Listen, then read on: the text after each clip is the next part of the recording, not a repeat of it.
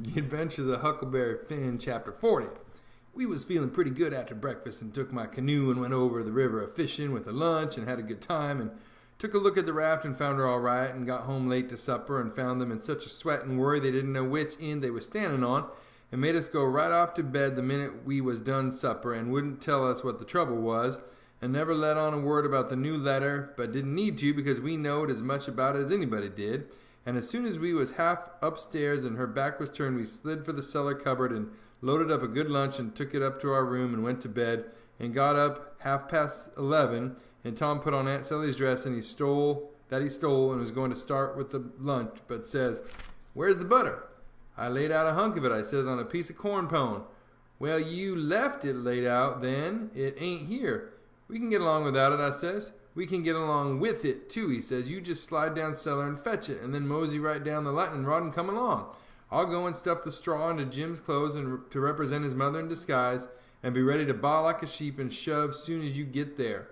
So out he went, and down cellar went I. The hunk of butter, big as a person's fist, was there where I'd left it, so I took up the slab of corn pone with it on and blowed out my light, and started upstairs very stealthy and got up the main floor all right. But here comes Aunt Sally with the candle, and I clapped the truck in my hat and clapped my hat on my head, and the next second she see me, and she says, "You been down cellar?" "Yes'm." "What you been doing down there?" "Nothing." "Nothing." "No." "Well then, what possessed you to go down there this time of night?" "I don't know." "You don't know? Don't answer me that way, Tom. I want to know what you been doing down there." "I haven't been doing a single thing, Aunt Sally. I'm hope to gracious if I have." I reckon she'd let me go, and as a general thing she would, but I suppose there were so many strange things going on she was just in a sweat about every little thing that weren't yardstick straight. So she says very decided, "You just march into that setting room and stay there till I come. You been up to something you no business to, and I'll find out what it is before I'm done with you." So she went away as I opened the door and crawled into the setting room. My, but there was a crowd there, 15 farmers, and every one of them had a gun. I was most powerful sick and slunk to a chair and sat down. They was setting around, some of them talking a little in a low voice and all of them fidgety and uneasy, but trying to look like they weren't. But I knowed they was because they always taking off their hats and putting them on and scratching their heads and changing their seats and fumbling with their buttons. I weren't easy myself, but I didn't take my hat off all the same.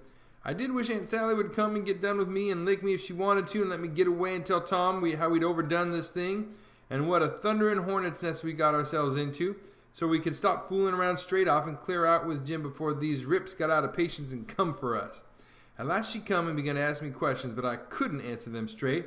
I didn't know which end of me was up, because these men was in such a fidget now that some was wanting to start right now and lay for them desperados and saying it weren't but a few minutes to midnight, and others was trying to get them to hold on and wait for the sheep signal, and here was Auntie pegging away at the questions, and me a-shaking all over and ready to sink down in my tracks. I was that scared, and the place getting hotter and hotter, and the butter beginning to melt and run down my neck and behind my ears, and pretty soon, when one of them says, "I'm for going and getting in the cabin first and right now, and catching them when they come," I most dropped, and a streak of butter come trickling down my forehead, and Aunt Sally, she see it, and turns white as a sheet and says, "For land's sakes, what is the matter with you, child? He's got the brain fever as sure as you're born, and they're oozing out." And everybody runs to see me, and she snatches off my hat, and out comes the bread and what was left of the butter, and she grabbed me and hugged me and says, "Oh, what a turn you did give me, and how glad and grateful I am it ain't no worse. For luck's against us, and it never rains but it pours. And when I see that truck, I thought we'd lost you, for I knowed by the color and all, it was just like your brains would be if... Dear, dear, why'd you tell me that's what you've been down there for? I wouldn't have cared. Now clear out to bed and don't let me see no more of you till morning." I was upstairs in a second, down the lightning rod in another one, and shinning through the dark for the lean-to. I couldn't hardly get my words out, I was so anxious, but I told Tom as quick as I could we must jump for it now, and not a minute to lose. The house full of men yonder with guns. His eyes blazed, and he says, "No, is that so? Ain't it bully? Why, Huck, if it was to do over again, I bet I could fetch 200. If we could pull it off till... Hurry, hurry!" I says, "Where's Jim?" "Right at your elbow. If you reach out your arm, you can touch him. He's dressed and everything's ready. Now we'll slide out and give the sheep signal." But then we heard the tramp of men come into the door and heard them begin to fumble with the padlock and heard a man say, I told you'd be too soon. They haven't come. The door is locked. Here, I'll lock some of you into the cabin, and you lay for 'em in the dark and kill 'em when they come, and the rest scatter around a piece and listen if you can hear 'em coming.' So in they come, but couldn't see us in the dark, and most trod on us whilst we was hustling to get under the bed. But we got under all right and out through the hole, swift but soft. Jim first, me next, and Tom last, which was according to Tom's orders. Now we was in the lean-to and heard trampings close by outside. So we crept to the door, and Tom stopped us there and put his eye to the crack, but couldn't make out nothing, it was so dark, and whispered and said he would listen for the steps to get further, and when he nudged us, Jim must glide out first and him last.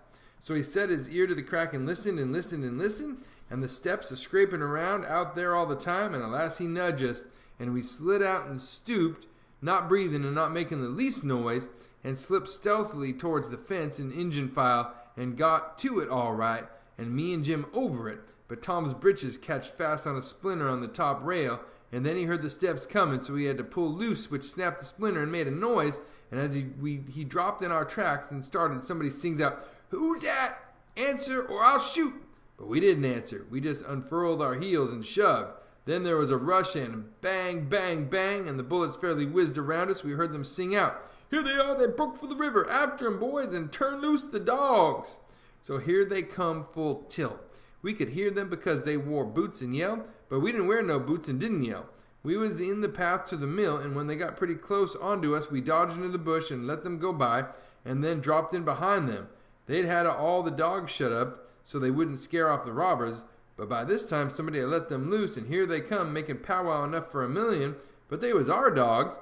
So we stopped in our tracks till they catched up, and when they see it weren't nobody but us, and no excitement to offer, they only just said howdy and tore right ahead towards the shouting and the clattering, and then we up steam again and whizzed along after them till we was nearly to the mill, and then struck up through the bush to where my canoe was tied and hopped in and pulled for dear life towards the middle of the river, but didn't make no more noise than we was obliged to.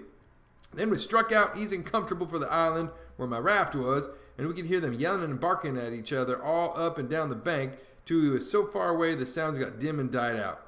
And when we stepped onto the raft, I says, "Now, old Jim, you're a free man again, and I bet you won't ever be a slave no more." And a mighty good job it was, too, Huck. It is planned beautiful, and it's done beautiful, and they ain't nobody can get up a plan that's more mixed up and splendid than what that one was. We was all as glad as could be, but Tom was the gladdest of all because he had a bullet in the calf of his leg. When me and Jim heard that, we didn't feel as brash as what we did before. It was hurting him considerable and bleeding, so we laid him in the wigwam and tore up one of the Duke's shirts for to bandage him, but he says, "Give me the rags, I can do it myself. Don't stop now, don't fool around here." And the evasion booming along so handsome, man the sweeps and set her loose, boys. We done it elegant, deed we did. I wished we'd a had the handling of Louis the 16th. There wouldn't have been no son of St. Louis to send to heaven, wrote down in his biography. No, sir, we'd have whooped him over the border. That's what we'd have done with him, and done it just slick as nothing at all. Man the sweeps, man the sweeps. But me and Jim was consulting and thinking, and after we'd thought a minute, I says, "Say it, Jim." So he says, "Well then, this is the way it looked to me, Huck. If it was him that is being sought free, and one of the boys was to get shot, would he say, 'Go on and save me, never mind about a doctor for to save this one'? Is that like Mars Tom Sawyer? Would he say that? You bet he wouldn't. Well then, is Jim going to say it? No, sir. I don't budge a step out of this place without a doctor, not if it's 40 year." I knowed he was white inside, and I reckon he'd say what he did say, so it was all right now, and I told Tom I was a-going for a doctor. He raised considerable row about me, but me and Jim stuck to it and wouldn't budge, so he was for crawling out and setting the raft loose himself, but we wouldn't let him. Then he give us a piece of his mind, but it didn't do no good. So when he sees me getting the canoe ready, he says, "Well then, if you're bound to go, I'll tell you the way to do when you get to the village.